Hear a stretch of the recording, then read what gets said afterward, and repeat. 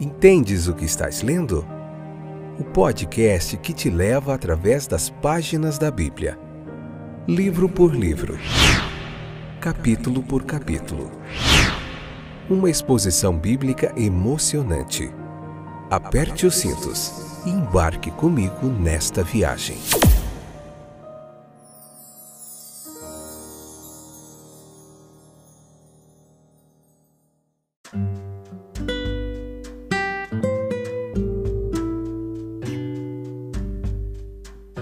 Olá, meus queridos companheiros de viagem através das páginas da Bíblia. Estou de volta mais uma vez, one more time, para a gente continuar aprendendo do texto bíblico.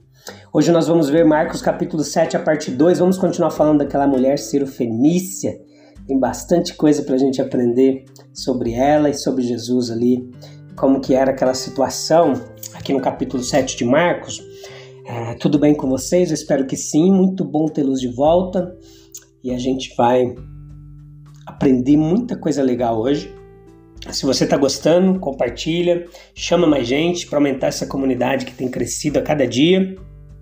Pega um caderninho para você anotar, leia o capítulo 7 e vamos embora aprendendo mais o texto bíblico nessa pregação expositiva, um estudo sequencial, capítulo por capítulo do texto bíblico, trazendo para você aqui mais de 20 anos de jornada, de caminhada através da teologia bíblica, do texto bíblico, junto com muitos outros comentaristas aí, eruditos, especialistas na interpretação do texto bíblico e o mais importante, com a ajuda do Espírito de Deus para nos conduzir nessa jornada.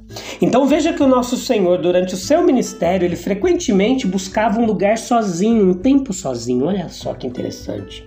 Em Cristo não havia vestígio do medo.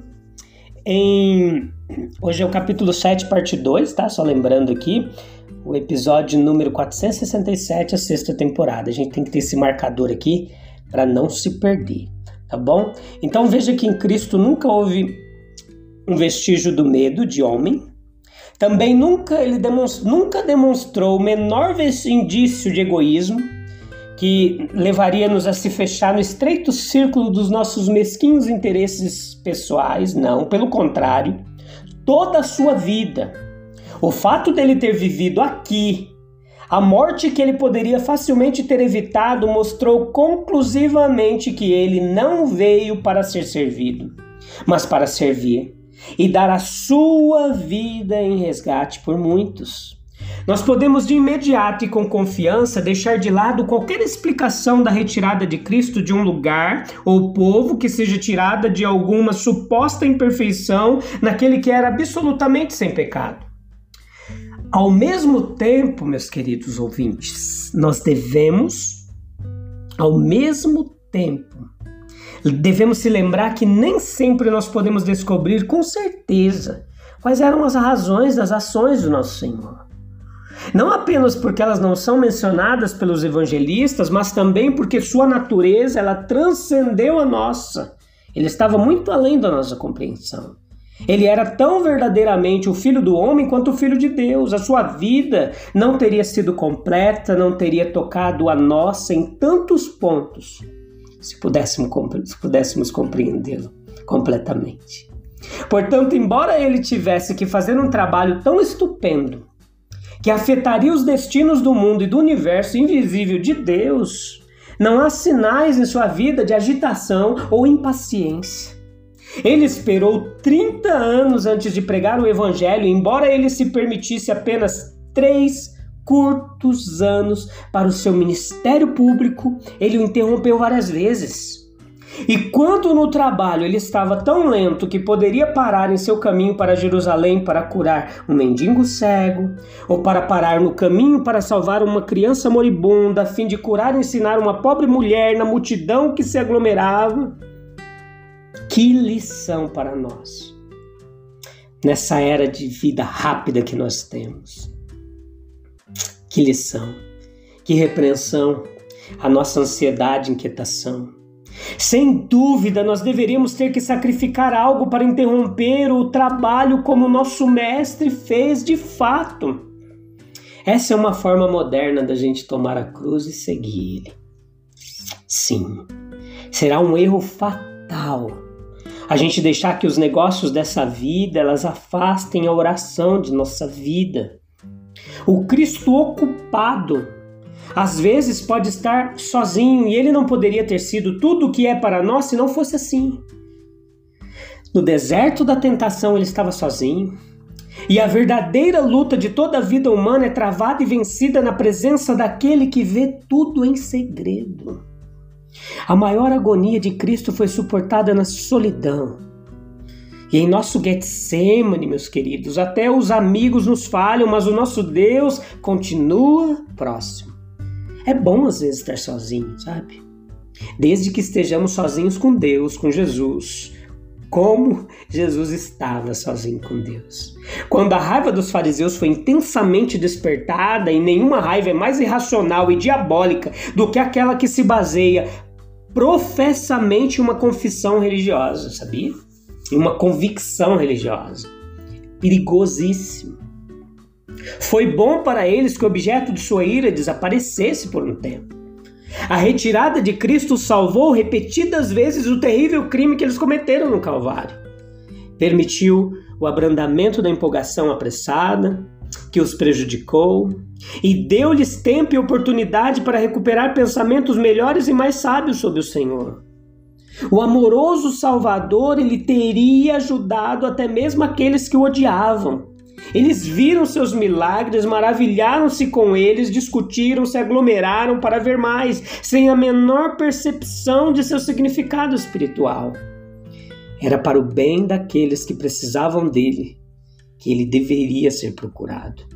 Isso é claramente exemplificado na experiência dessa mulher cirofenícia, que o texto relata a partir do verso 24.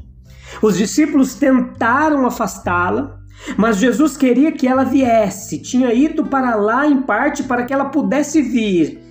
E assim ele testou, desenvolveu sua fé a ponto de prepará-la para receber a grande bênção que ele ansiava lhe entregar. Se Cristo não se revela tão inequivocadamente a nós quanto desejamos, é porque ele vê que podemos obter uma bênção maior ainda quando obedecemos ao seu mandamento. Veja que a palavra diz: buscai e achareis. Em várias ocasiões, quando Jesus buscou se retirar para estar com seu Pai, isso lhe foi negado. Seja pelo zelo entusiástico de seus seguidores, seja pela necessidade premente daqueles que ouviram falar de sua fama. Com relação a muitas coisas, além do conhecimento salvador de Cristo, pode-se dizer que elas só podem ser descobertas por uma busca diligente da gente. Falando de forma ampla, toda a nossa vida é um experimento, uma descoberta. Uma criança aprende a julgar as distâncias, tentando compreender o que está ao seu alcance. Descobre o limite da força nas quedas e nas dores, tagarela bastante antes de aprender a falar.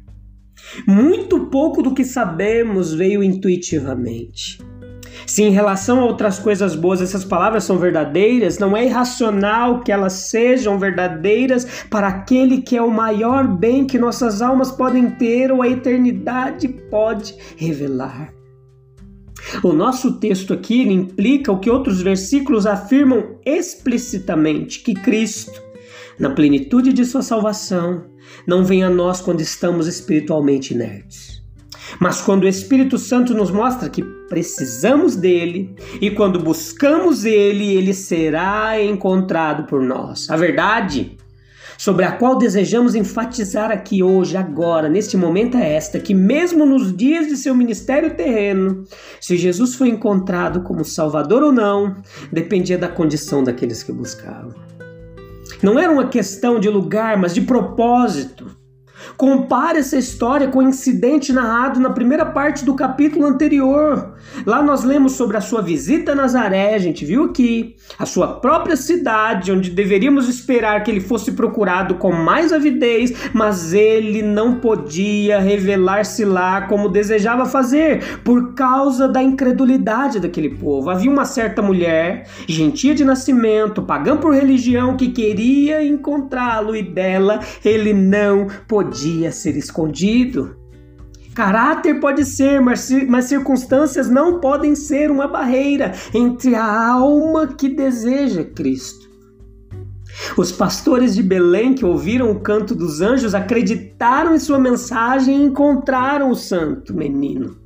Os sábios do Oriente, sendo fiéis à luz que tinham, finalmente se curvaram aos pés da luz do mundo. Não permitamos que nossas dúvidas impeçam a entrega de nossa alma ao Senhor.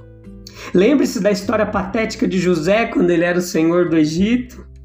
Seus irmãos vinham como suplicantes a ele, seu coração mal podia se conter e por fim a força do seu amor o forçou a confessar-se e recebê-los em seu coração. Mas eu falo de patético porque isso era apenas um fraco emblema do amor mais nobre que encheu o coração do Filho de Deus. O céu não poderia segurá-lo, a cruz não pôde detê-lo, a sepultura não poderia mantê-lo longe do seu povo. Toda a sua vida, você vê em toda a sua vida, durante toda a sua vida, as manifestações desse amor poderoso. Se seus discípulos estiverem trabalhando arduamente no remo, ele caminhará sobre as ondas furiosas para confortá-los. Se depois de sua ressurreição ele permanece como estranho ao lado de Maria, pode ser apenas por um momento, pois como bom pastor, ele logo a chamará pelo nome para que ela se alegre no seu amor. Aí voltamos à mulher Ciro-fenícia que a gente falou no outro episódio. Com prudência, não com medo, Jesus se retira dos distritos sob a jurisdição de Herodes, onde havia criado uma excitação no povo ali suficiente para expô-lo a obstáculos, tanto de amigos quanto de inimigos. E ele de bom grado se esconde em segredo. Ele entrou em uma casa e não quis que ninguém o encontrasse. Mas foi inútil, ele não podia ser escondido. Alguém pelo menos o procurava com uma intromissão ansiosa que só era justificada pela grandeza e natureza urgente de sua necessidade. Uma filhinha gravemente atormentada por um demônio. E o brilho de sua fé, que enquanto forjava tão grande bem para sua casa, garantiu elogios tão altos de seu Senhor. Ela não havia sido treinada na esperança de Israel. Embora vivendo em uma relação de vizinhança com os judeus, ela não fosse totalmente desinformada. Na verdade, foi necessária muita fé da parte dela para romper as barreiras e pedir o pão dos filhos. Mas ela compartilhou a humanidade comum. Ela tinha ouvido falar das muitas curas. A oração foi aparentemente desconsiderada, embora ela implorasse a ele para ajudá-la. E voltou a esfriar o coração que havia tido esperança e fé. Mas o apelo contínuo, ela clama, ela envolve a intercessão dos discípulos, que evidentemente para o seu próprio alívio acrescentam suas súplicas às dela. E ainda assim o apelo é ineficaz, com as quais nenhuma consideração pessoal se mistura. Mas a fé que luta, enfrenta as dificuldades e lança a montanha no mar. Prostrada a seus pés, ela com apelo: Senhor, ajuda-me. No entanto, mesmo esse apelo, ele falha. Esse apelo, ele parece ineficaz, com as quais nenhuma consideração parece...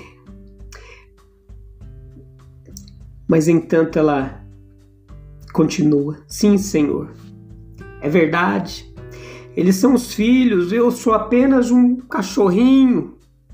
Realmente não é certo dar o pão dos filhos aos cachorrinhos, mas ainda assim, em todas as casas, o cachorrinho não é totalmente esquecido. O argumento tem sua intencional falha, pois Deus cuida dos cachorrinhos e de toda a mesa bem suprida algo vai para eles. Dê-me as migalhas das crianças, o que eles não precisam, o que eles desprezam, o que eu posso ter sem roubá-los. É o suficiente. A fé paciente e triunfante finalmente encontra sua recompensa. Deve ser escrito para as futuras gerações de necessitados aprenderem como ter sucesso na presença de dificuldades, obstáculos e impossibilidades. Grande é a tua fé, mulher. Vai! O demônio já saiu de tua filha. E foi mesmo assim que todo sofredor, mesmo que banido da santa e feliz comunidade, e todos dentro dessa comunidade aprendam com essa pequena história que os homens têm fé como um grão de mostarda e será assim como eles quiserem. Que toda criança tímida e incrédula se curve humildemente diante de Deus e aprenda o poder da fé viva, esperançosa e resoluta. A gente para aqui, a gente volta em breve, ainda vamos falar mais dessa mulher. Você não pode perder no próximo episódio. A gente vai concluir falando dela e vamos falar da cura do surdo-mudo até o final desse capítulo, desses episódios do capítulo 7, tá bom? A gente se vê em breve, se Deus quiser, se Ele continuar me dando forças, ânimo, coragem, disposição e voz para continuar fazendo esse trabalho a qual Ele tem me chamado, tá bom? Deus abençoe sua vida, hoje e sempre. Tchau, tchau.